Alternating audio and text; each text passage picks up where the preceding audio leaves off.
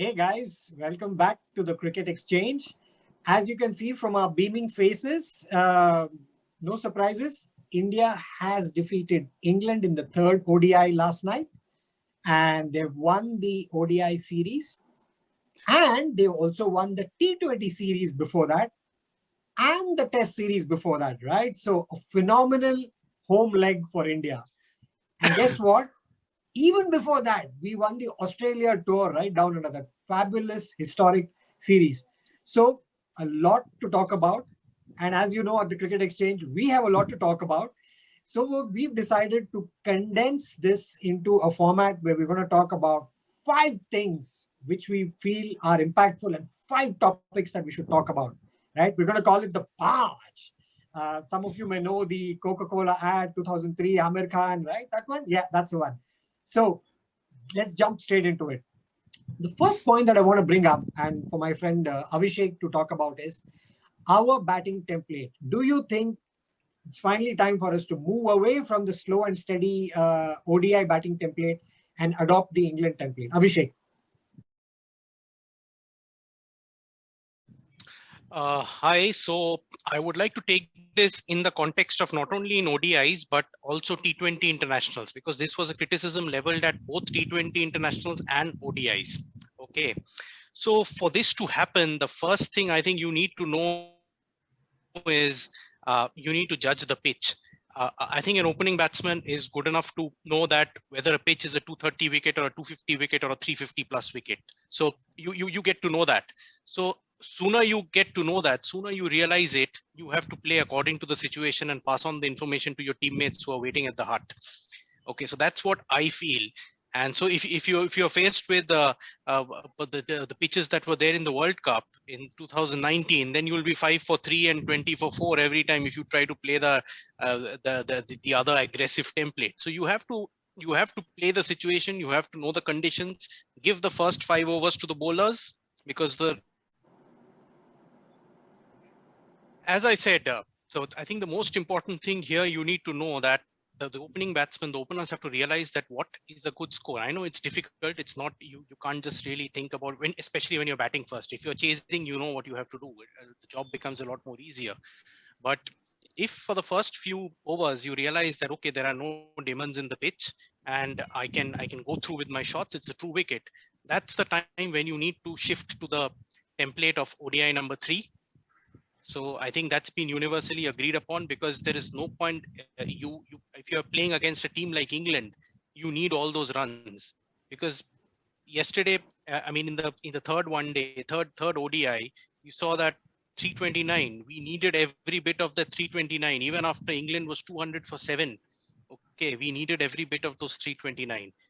Imagine if Sam Curran had taken, not refused those singles. Who knows? Maybe it's a last ball, a 6, and it would have been all over.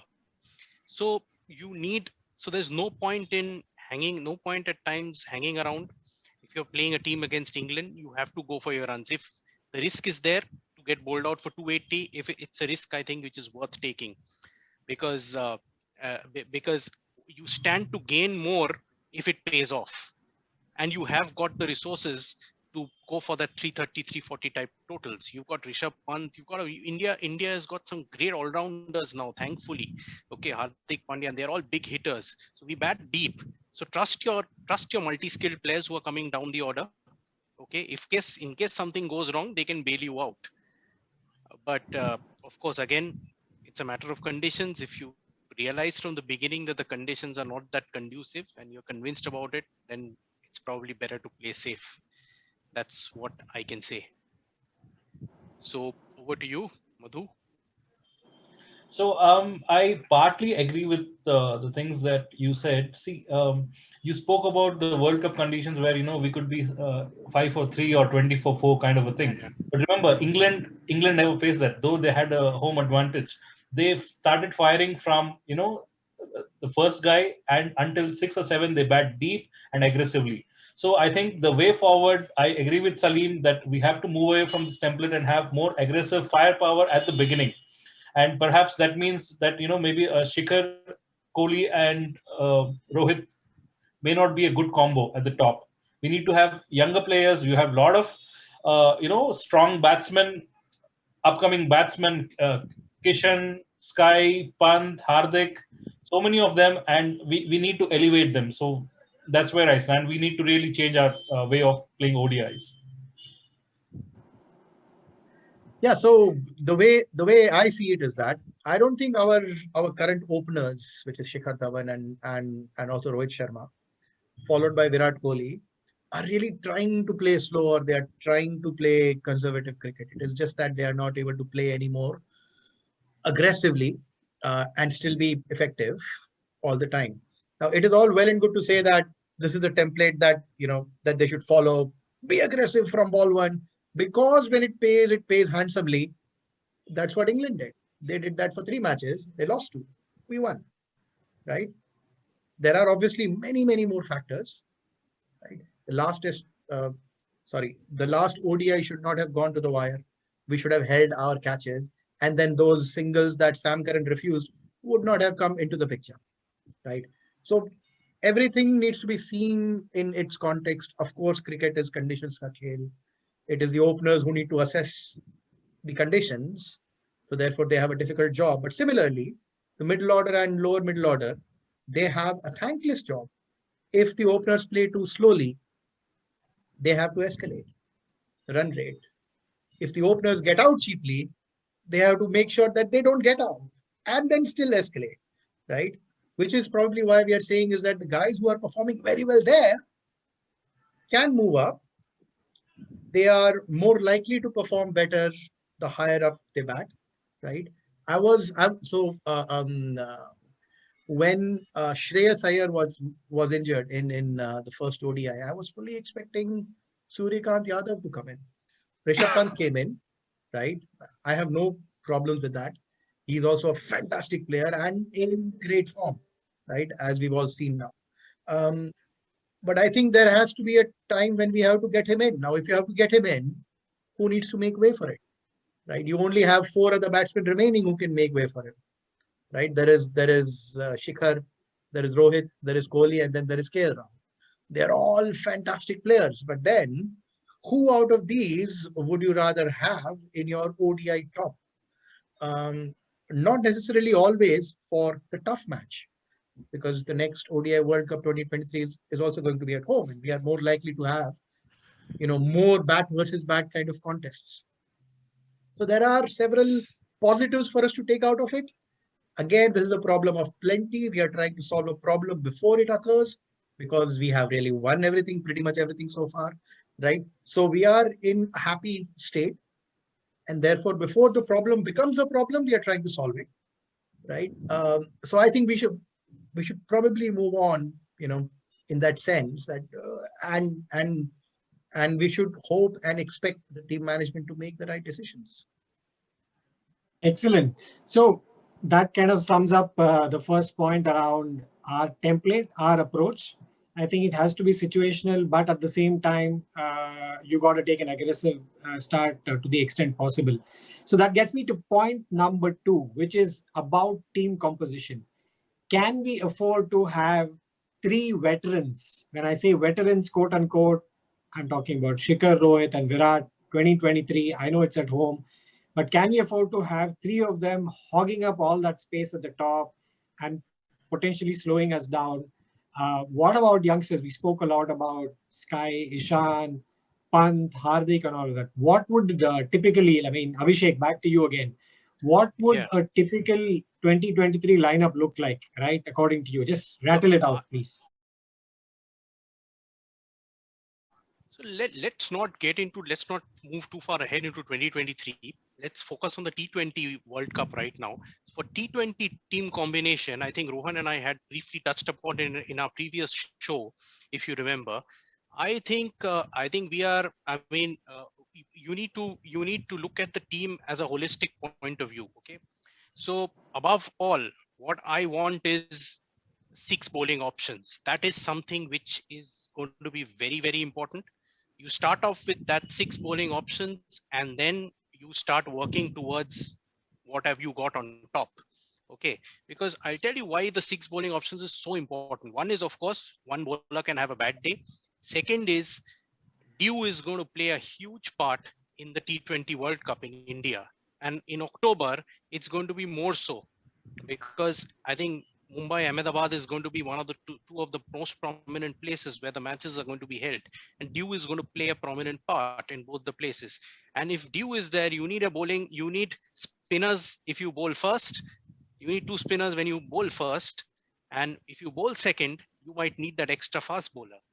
That's the mistake which India made in the 2016 World Cup World T20 semi-finals against West Indies. Because of that, if you remember, Jadeja couldn't bowl the full overs, and our Virat Kohli had to turn his arm over because we didn't have a sixth bowling option. So that's something which you need to look at very carefully. And based on that, so your six bowling options, you need those 2-3 multi-skilled players, and that's where you need to balance out. So if I say as far as the T20 team is concerned, I think KL Rahul, Rohit Sharma, Virat Kohli, I mean all these. I mean one of them have to go out. Okay, one of these technically perfect and lambi race ki ghora type batsmen have to go out. So we need to choose who's going to be that person to go out. So we cannot afford to have too many. Remember, Rohan, we touched this upon in our show briefly last time around. So that's something which we need to work on, the team combination. Okay, so because we've got a lot of all-rounders in our team now, and they're genuine all-rounders. They are not bits and pieces players. Hardik Pandya, Shardul Thakur right now, Bhuvi is definitely going to play, Washington Sundar. So you name it, all these all-rounders are there. So why do you can afford to have one specialist less? So that's my take on this whole thing. So I agree with do, you. Okay. Yeah, I agree with you. While you are starting, bottom up from a bowlers and all-rounders perspective, I would also like to have a set top five, batsmen, and therefore after that follow your all-rounders and the bowlers. So the set top five also need to have a wicket-keeper bat. So which possibly is resolved now with Rahul and a Pant available. So the top five also need to be set, and therefore coming back to the question whether there is room for the 3 or 4 veterans, or do we have fresh blood in that's the question. So I'd want to start with the set 5 batsmen, then the all-rounders, and then of course the bowlers. Rohan? Yeah. So again, before we actually try to solve it, this also is a problem of plenty currently, right? And I think the problem will only get worse. We will only get more good options after the IPL, right? So come the IPL, right? If Prithvi Shaw and Devdutt Padikkal keep performing the way they've been performing recently, what do you do, right? If they both go ahead and score like 600 runs each in this IPL season, they will automatically be a part of the squad. And then once they are in the squad, then again you have more choices from a team management point of view. If even by the time the T20 World Cup happens, if we are still within a global pandemic kind of a situation, the teams might be allowed the flexibility to have a larger squad, so that they can become a part of the bubble from day one, right? Which might work in our favor because we just have so many people, and then the selectors don't have to worry about who to pick. It will be a team management's problem, and that's where I become really, really nervous, because a key member of that team management is Virat Kohli, and we have seen some of the decision making, right? So, I mean, we always keep on saying that it is him who's making these choices. It must be, many people, and many times these decisions are questionable. And, we as fans have the luxury of being able to question their decisions after the fact. Critically. Sit here and we can enjoy, right? So, see, I have my take on this, just to wrap up this point, is that we need to have people identified for certain positions and roles. And ideally, we should have a 1:1 backup for each role, right? So if you should have 2 primary openers, and you should have 2 equally good openers who are available on and we can move them around, right? If somebody gets injured or whatever. I think that should be the way to go. For example, if you have a number 4 right now it could be Surya Kumar Yadav, And if we replace him with Shreyas Iyer as number 4, both should be able to perform the same role, ideally, which I don't think is the case right now. Each of these folks, even the youngsters, bring in their own unique personalities into it. I would categorize the youngsters as well as the conservative types and the slam bang types. I'm tempted to go with the slam bang types for the T20 World Cup. And by that, I mean Ishan Kishan, I mean people like SKY. And I wouldn't even rule out someone like a Tevatia, if to Rohan's point, if he has a stellar IPL, right? So that's my take on the the team composition. Moving on to the third point, spin woes. What do you guys feel? I mean, I'll probably start with Rohan this time. Rohan, do you think we suddenly have a problem of not having the right spinners in our squad when you compare them to other teams? Yeah, I don't think we have that problem. I think certainly in this entire series, right, test matches, T20s and ODIs against England, we lost most of the tosses, right? Therefore, from a conditions point of view, we were, from day one, we were at a disadvantage with regards to our spinners and also our batsmen, not having the ideal conditions that maybe their spinners and their batsmen had. In test matches, we were obviously much better because we, in red ball, we are actually much better endowed, right? No pun intended there.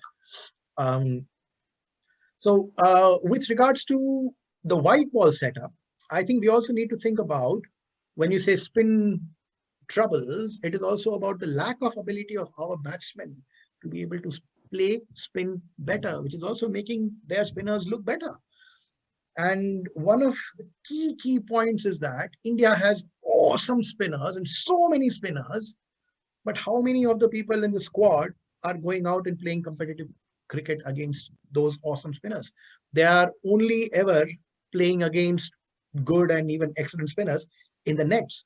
What about the matches? Which is why Moeen Ali, for all his capability, is still getting away, with his 10 overs for just 40 odd runs. In the yesteryears, against maybe someone like a Lakshman or someone like a Sachin, would he have got away, would he have got away so cheaply? I don't think so. So I think there is another dimension to this problem also that we need to see. We need to compare the two sides as well. So Abhishek, what do you say? I mean, I know there's some talk about, do we get Ashwin back, for example, in the white ball setup? And what about trying out some new fancy leg spinner like a Bishnoi? Is that an option?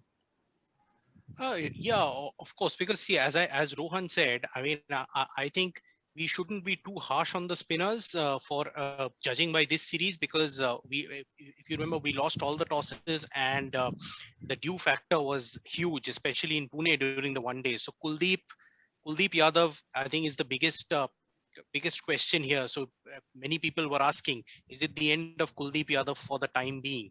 Okay, of course, not permanently. He's young. He's going to come back. But for the time being, I think what has impacted him is too much time on the sidelines. So he hasn't got game time. And that's what probably added to his woes. And because of that, he lost that perfect loop, remember, which he got Babar Azam out, that sort of that loop, that perfect loop. He was bowling too flat and he was trying to bowl too fast. That was not his strength. He had the brilliant ability to beat the batsman in the flight with his googlies, which used to go away from the right hander. So that's something which was missing, but we have to give the benefit of doubt to him because he was bowling in the dew. That could be a factor, because during the afternoon session, we saw Moeen Ali and Adil Rashid getting a lot of purchase from the wicket, but none of the spinners in the latter half of the matches got any purchase. Even Chahal, Yuzi Chahal, he was our 2020 star, 2020 limited overs white ball star, and look at what happened to him in the T20s. So it happens. England is a fantastic team, so we shouldn't write off on Kulcha yet. Okay. Washington Sundar has done decently in the T20s, and at this stage you cannot And coming to Ashwin, of course, you cannot ignore Ashwin. Okay, that's something which he has to be there in the scheme of things. Okay, so let us wait and see. Purely, let's see what happens in the IPL. I think that's going to give us a very good idea as to who stands where. Okay, कौन कहाँ खड़े है, कौन किस state पे So, है. We will get to know about that. Okay, so I'm hopeful about Ashwin because Ashwin's experience might really help us.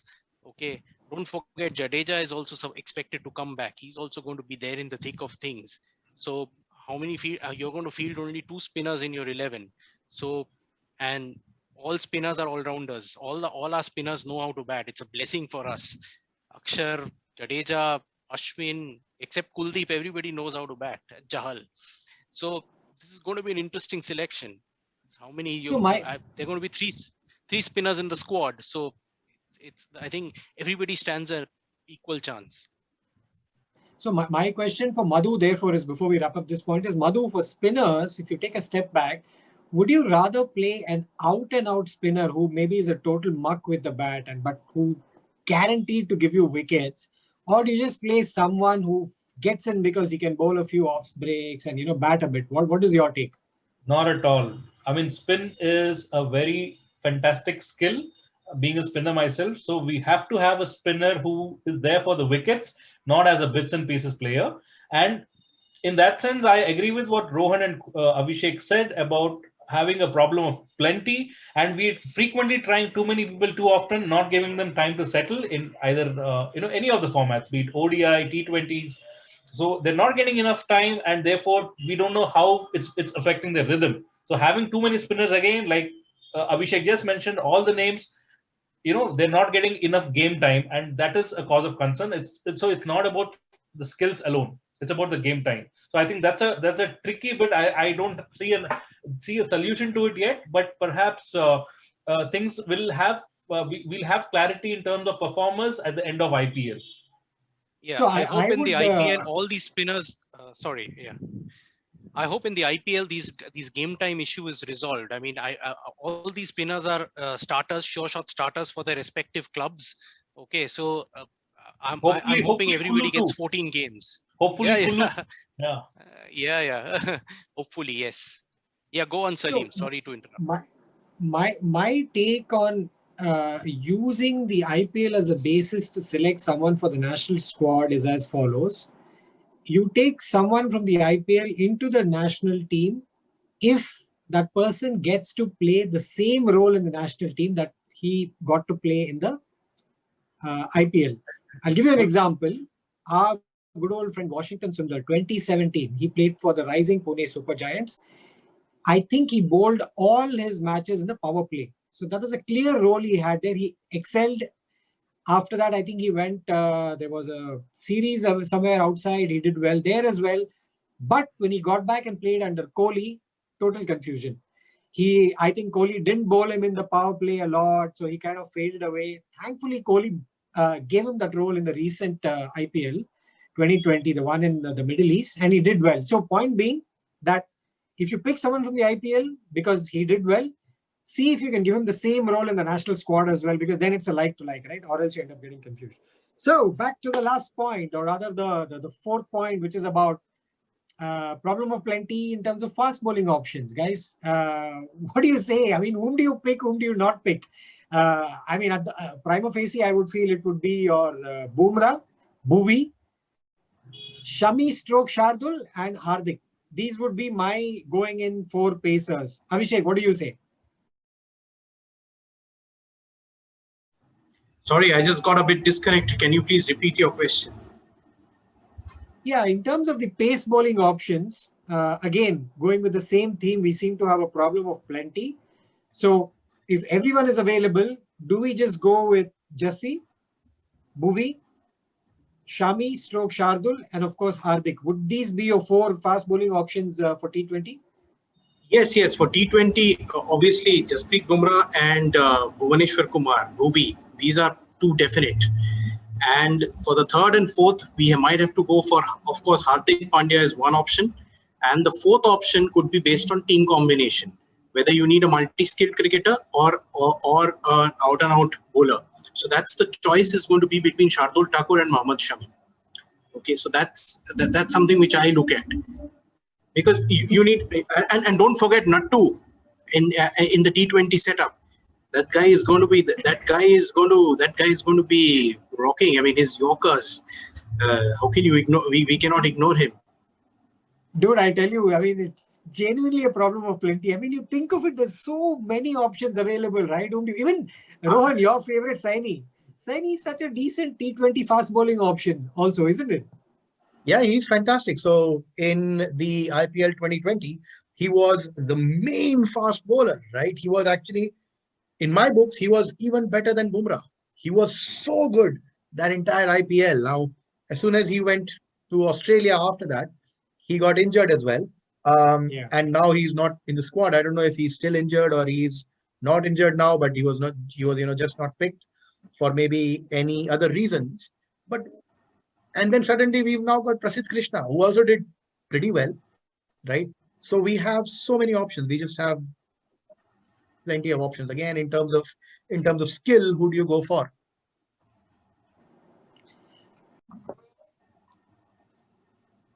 Again, on the issues of fast bowlers, I would want to see it a little differently. We already covered this a little while back. See, I'd want a replacement for a Bumrah, a replacement for a Bhuvi. So it's not about having a pool of 7 to 8 top class bowlers and trying to understand whom to fit in, but rather a replacement for each one of them with the unique skill sets that they bring in: death bowling, middle overs bowling, etc. So therefore, whether it's a Shardul, a Saini, or a Siraj, complementing a Pandya or Shami along with Bhuvi and Bumrah. So I'd want to train ourselves to believe that we can get a like-to-like replacement for each one of them and then have them in the pool. So that would give me a lot more comfort than wondering, of course, going with the conditions of the day as well. Such a progression in terms of having our bowlers, the pace attack, planned in such a way would give me more comfort. You're getting greedy, Madhu. I think you're getting greedy just because you've got such a loads of talent. You want two teams are always at your disposal, is it? No, if you actually look at it, there he's got a point, because we have sort of a backup. If you see for Bhuvi, poor man's Bhuvi is Deepak Chahar, right? I mean, he's the sort of swing bowler, and he does a reasonably same job for CSK. I don't know which team he's with now. Second is the Yorker specialist. For Bumrah, poor man's replacement is Nattu, right? I mean, he's not exactly Bumrah, but yeah, he sort of does that job. Needs to be more consistent. Let's see if he does that in the IPL. And then you've got Shami. I'm not really able to link Shami back to. I don't think there's a like-to-like for Shami. But Navdeep Saini is your fast. He's that fast bowler, right? Fast bowler bowling those Yorkers. Yeah. And Navdeep Saini is also. I think he also reverses the ball. I mean, though in T20, I don't know if that's possible or not, but he's a like-for-like replacement for Shami. Yeah, and most importantly, if you ask me, we need to have two solid fast bowling all-rounders. We have Hardik and only Hardik. Imagine, that's like a total shame if you ask me. Shardul Thakur. When I say fast bowling all-rounder, Abhishek, to your point, person should be good enough to be picked only as a fast bowler or only as a batsman, not like someone who bowls a few dibbly-dobblies, right? So that is something we need to unearth in the IPL. No. Two good fast bowling all-rounders. One, we have Hardik, so then it will be. I think then we are complete. That brings me to the last point. Sorry to interrupt you. Why are you not considering Shardul Thakur as one of the fast bowling all-rounders? What else does he need to do? We saw he can use the 30. He scored a few six. He hit a few sixes, and he's a bowler first. Okay, we know that. He's got this unique skill to pick up wickets when you least expect him to do so. Remember that DK's clip where he predicts how he gets wickets of innocuous deliveries with those off-cutters and all that. And he showed his skills with the bat, both in Gabba and yesterday, and in the third one-day international. So don't discount him as a fast bowling all-rounder. He's very much up there. And Bhuvi, it's a bit tough because he hasn't got the ability to hit those big sixes. He can definitely, in an ODI game, he can survive. He can score a 30 ball 30. But of course, in T20s, he's a proper bowler. No, great point, Shardul. I would, if you say Hardik is X, then I would say Shardul is 0.7x, right? Something there. But let's see if we can unearth somebody who's between like 0.9x of Hardik. For me, Hardik is the benchmark, purely because as we've seen, he's played most of the last few months as a batsman alone, and he's earned his place in the side. So that was the fourth point, and we're coming to the fifth point of the patch. The fifth point is about the T20 World Cup, guys. How are we placed? I know we have the IPL coming up, but right now, if we were to go and play in the T20 World Cup, how prepared are we? Are there any weak spots? I know we touched upon it, but Abhishek, you want to have a go at it? Yeah, so I mean, I've never been, to be very honest. I mean, I'm not very good in T20 selections because I don't follow international T20 that much. But I must say, this time around, this is the only this is one of the World Cups after a very long time where I would say that we seriously tick all the boxes. Okay, so unless we make a major screw up at the selection of the 11, which is quite possible given Virat Kohli's track record and given the number of options that we have, okay, there's a mistake is always around the corner. Okay, and there's a lot of there's a lot of hesitancy in, as I said, dropping the big guns, so as to say that the KL Rahuls. But at times, even if we don't want to, we have to drop these people in order to maintain the combination. So if we maintain the combination, today we have got for a T20 World Cup in India, we tick all the boxes. There is no two ways about it. We've got all the players, and as Madhu has mentioned, we've got like for like players because we can field two teams which ticks all the boxes. So we have that. So it's now up to us to utilize this correctly, okay, and select the right combination on the given day, those 11. If we do that, I don't see us. I don't see us. Of course, we can still lose in the knockout game. It's a T20. Anything can happen, but at least not from a team combination or team selection point of view. We are fully prepared for the T20 World Cup. That's something which is really, the home season has really taught us that. So Madhu, what do you say? I mean, do you think? I mean, personally, I feel in the T20 World Cup, the big risk item is the number of power hitters that some of the teams like West Indies and England and to some extent Australia have. People who can get in the 13th, 14th over and belt those four. Basically, it's a question of 4 or 5 sixes. Whichever team can hit 4 or 5 sixes between the 15th, 16th over to the 20th over, despite being 5 or 6 down, they stand a great chance. So what do you say, Madhu, from a T20 World Cup preps? No, I think Abhishek summed it up very well. I think our preparation, our lead up to the World Cup has, you couldn't have asked for more. But the beauty of the format is one freak innings from anyone. It could be a bowler hitting a last ball 6, okay, or a bowler, rolling his arms and getting a wicket off the last ball. So we don't know. I mean, the beauty of the format is such that it could have freakish performances leading to freakish results. So it's going to be exciting to watch. Preparations wise, I think as fans, we should be happy with, where we are right now. Well, also, one more thing I would like to point out is I think biggest threat is going to be the dew. So that's something maybe Rohan you can talk about. Sorry to interrupt. No problem. Credit where due. You see. Credit where due. I think from the World Cup point of view, we will probably be the team that is the best placed for 2 reasons that no other country in the world can claim to be that well prepared. Right? One is the fact that we are playing in India, obviously. Right? The second one is that we would have finished a whole IPL before we go into the World Cup. So we will again have the problem of plenty in terms of being able to pick and choose players who in those very conditions, would have would have come up the ranks and played extremely competitive cricket in exactly the format, using exactly the color of the ball that they're going to be using in the World Cup. So no other team has that. I think we are definitely favorites. Okay.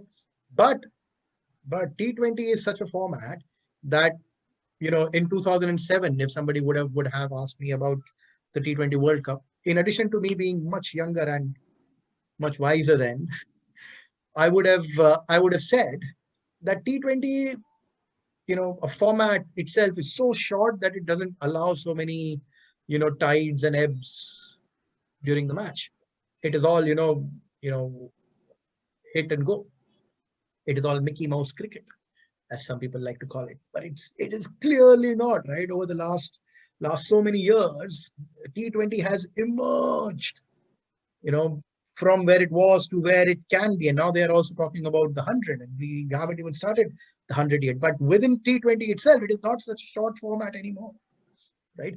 But it is short enough, like Madhu was saying, to have, one or two freak performances to take the game completely away from the opposition. It is that kind of a format.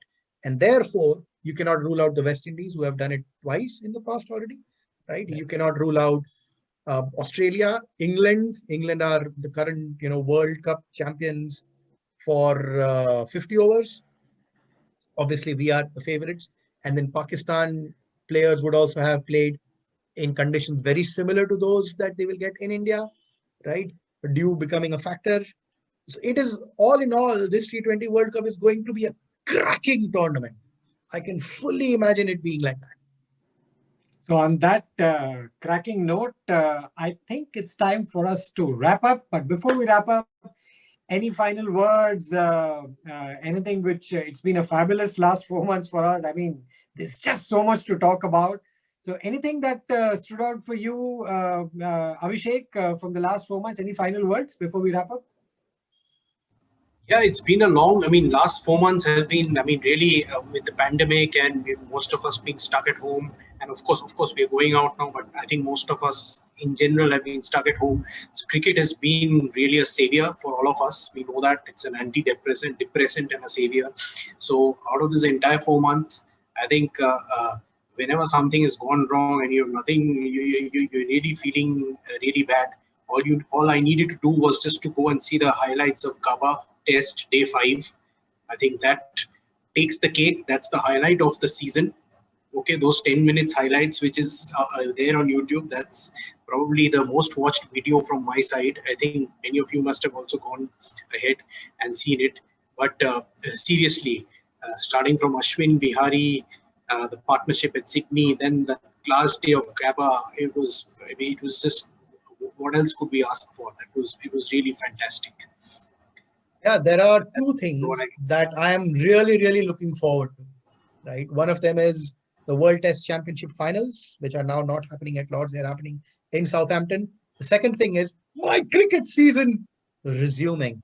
Wow. Right? I'm so looking forward to that.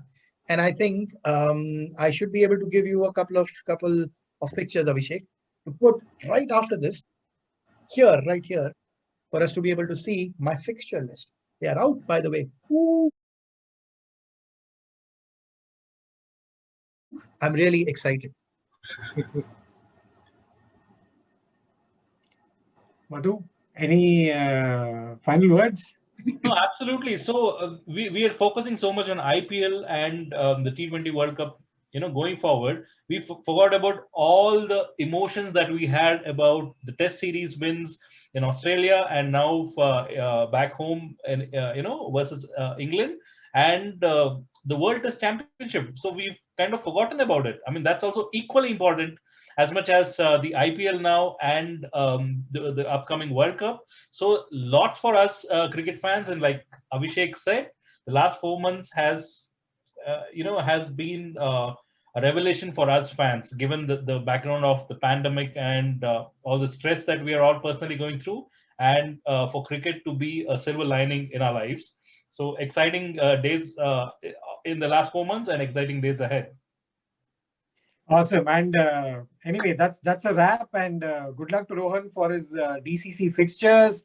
And Abhishek, I'm with you on the whole highlights thing. I do that as well. In fact, I watched the GABA highlights and I completely forgot that poor Shubman Gill hit that cracking 91 before Nathan Lyon got him with a drifter, right? For some reason, he will remain as a footnote to Pant. But what a lovely innings he had played, right? So that's another idea for TCX. Coming up with a list of it's these like Gautam forgotten- Gambhir's 97, right? That's Absolutely. It's exactly like that. Yeah, absolutely. People have just forgotten about it, right? And it just happened just the other day. So for me, that's a big plus point. And of course, the best thing that could come out of the whole pandemic thing was this, the TCX, right? The Cricket Exchange. So excited. The amount of chatter we four have had. And I'm glad that we've been able to put it out there as a channel and got some of the shows going. And thanks to you fans as well for your support as we have, gotten some of these shows going. So keep watching, keep subscribing to us. And once the IPL gets going, we'll figure out ways and means to engage with you folks. Over and out for now. Bye. Shabba khair. Goodbye.